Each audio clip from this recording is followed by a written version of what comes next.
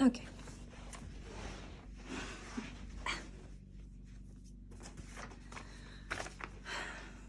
Like a reporter. I'm a poet, not a reporter.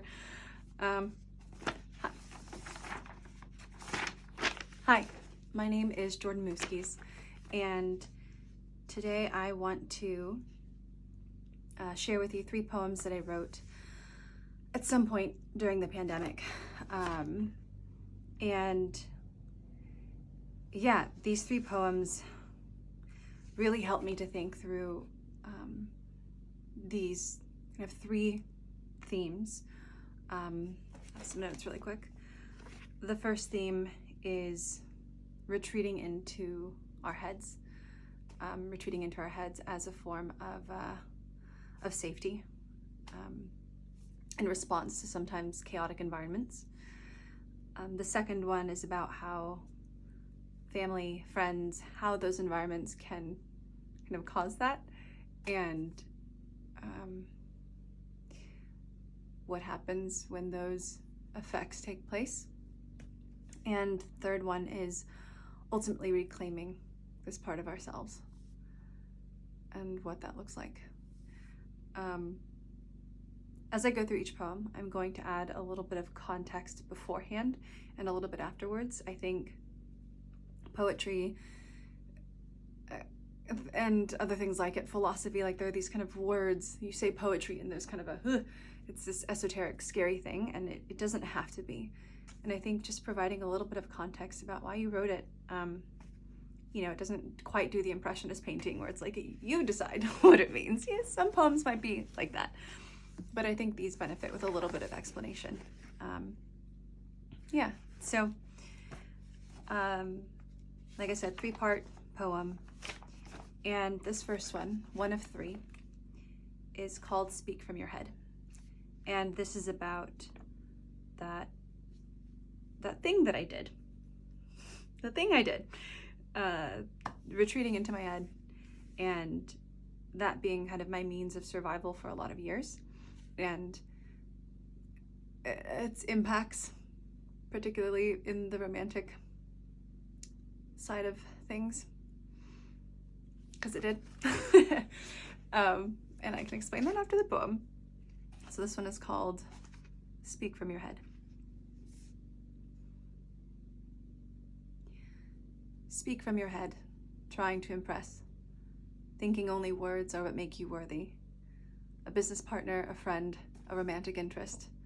Say something smart, something clever, something ironic, something funny. Go to college, learn the classics, and spout off movie quotes. Read Nietzsche, Sartre, Camus, existentialism is in vogue. Claim to be an atheist, then shove it down their throats.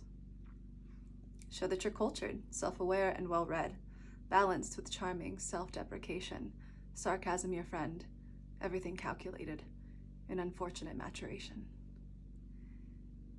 Then you're confused when a date goes like this. You're pretty and smart, just not really feeling it. Not feeling it. How could they?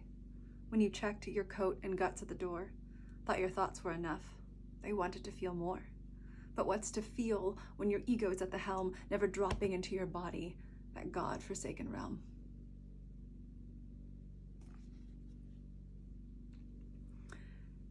Yeah. This one, and I'm going to speak from personal experience and experience that I've had with conversations with other women, particularly around this concept when I've heard women talk about feeling like they're too intimidating for men, right? Obviously, there's all these different dynamics. I'm talking from my heteronormative woman-to-man perspective. And yeah, I battled this for a long time, this feeling of like, I have to be less to be attractive, or for some reason, intelligence doesn't seem to matter. The only thing that seems to matter is how pretty I can make myself. And I genuinely believed that for a long time. And when I started meeting more quality men, I think what I started to realize was that, well, it's interesting. They seem to like these really intelligent, really accomplished, really, big women. And why did I feel like I had to be smaller. And what I realized was that they didn't want me to be less. It was they wanted to be fuller, more, but not. So, for example, the retreating into your head, I would be speaking with them only from my head space, but not from my heart, from my stomach, from my entire being. And when you do that, they felt probably analyzed. They felt a sort of disembodied communication where it's charming and it's intellectual, but where's the fucking heart? And so as I learned to let myself feel more in conversation, I realized I could talk about the stuff that I've read. I could get angry. I could be more. But it didn't feel so dissected. And so what a beautiful realization was that I didn't have to be more. They were actually asking me, I didn't have to be less. They were actually asking me to be more. And I think that's a beautiful lesson for particularly women in our society. So speak from your head. Number 2 of 3 is salt in the wound. And this one is about being put into a position in a household, being the adult of the house, and that impact on my emotions and how it affected my affect, and adding insult to injury or salt in the wound, being kind of chastised or made fun of for the effects of that projection that was put onto me in the first place.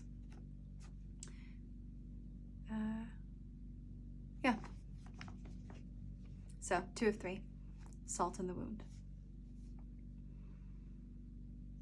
Surrounded by chaos, you were the adults of the house, except for when your inconvenient finger pointed at the bad behavior from authority figures, never figuring that truth would be what would snuff you out.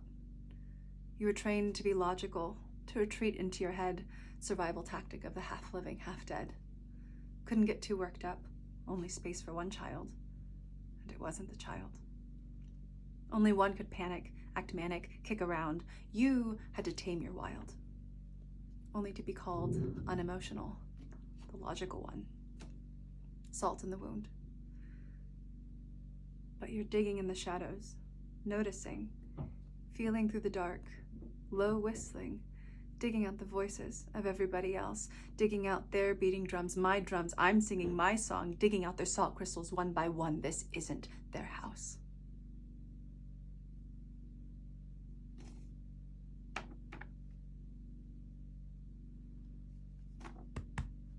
This isn't their house.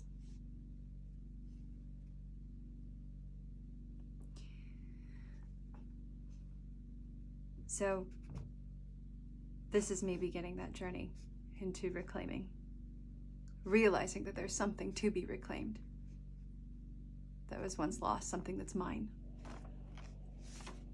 And that leads me into this third part of the poem that's called I'm Listening.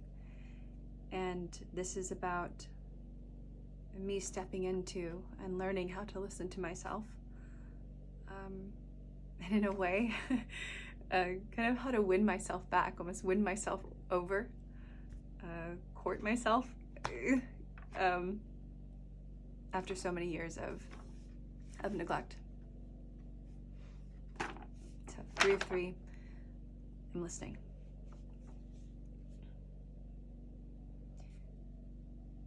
You're learning. You're learning to listen, to not be so damn clever, to speak simply, sincerely, with kindness whenever a voice asks for your time, whether it's his or hers or whether it's mine. My voice, I'm hearing for the first time. I'm listening. I'm listening to you from my belly, from my chest, from every muscle, every hair, every crack and crevice. I can hear what you want when you smile through a groan, taste what you meant, see what you don't. I'm listening. Listening with my ears, yes, but that's only one sense. Listening with my nose, picking up on the fragrance of your yeses and nos when you say that you're fine, but I already know that your lies smell like key lime, bittersweet. Maybe trying to protect me, or maybe to see if by throwing off the scent, I'm a worthy enough opponent to smell past the perfume that you wear, to not fall back in retreat, to see if I really care. I'm listening. I'm listening.